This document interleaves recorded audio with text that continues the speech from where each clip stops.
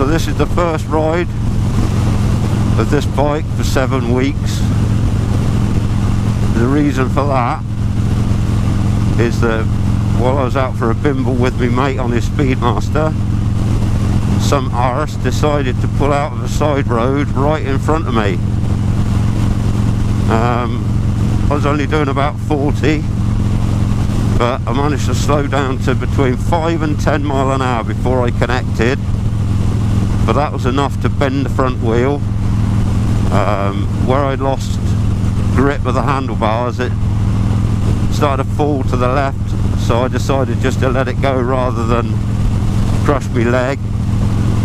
I just laid it on the grass verge, which snapped the clutch lever off and bent the gear lever.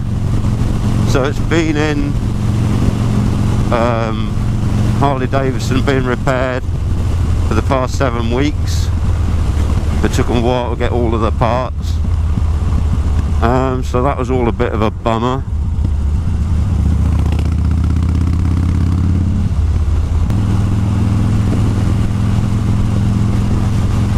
New front wheel, new forks, new handlebars, clutch lever, gear lever, primary chain case. It's had loads. It looks absolutely like brand new now, and so it fucking ought to. I would never have believed that an accident of between 5 and 10 mile an hour would have caused so much work, but according to them it had to be replaced because of the stress and the weight of the bike going over, etc, etc. But that's meant that I've missed 7 weeks of the summer, and it doesn't look like the weather's that fucking brilliant.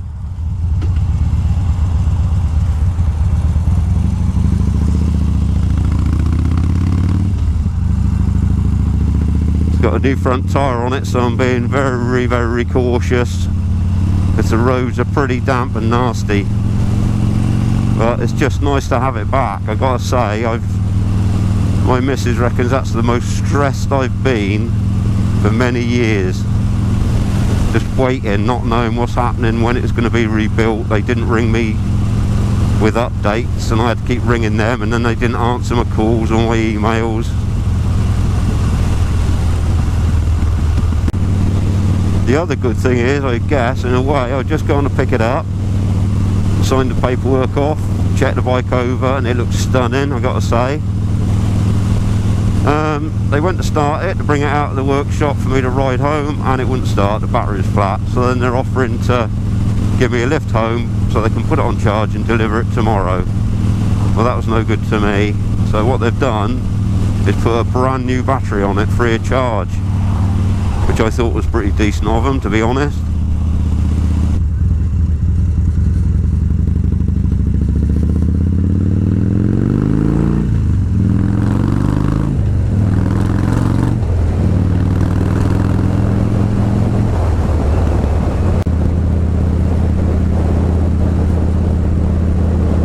Right, so this is the second ride since I got my bike back from being repaired. What I didn't say the other day was that when I had my incident, the driver of the car that caused the mayhem, he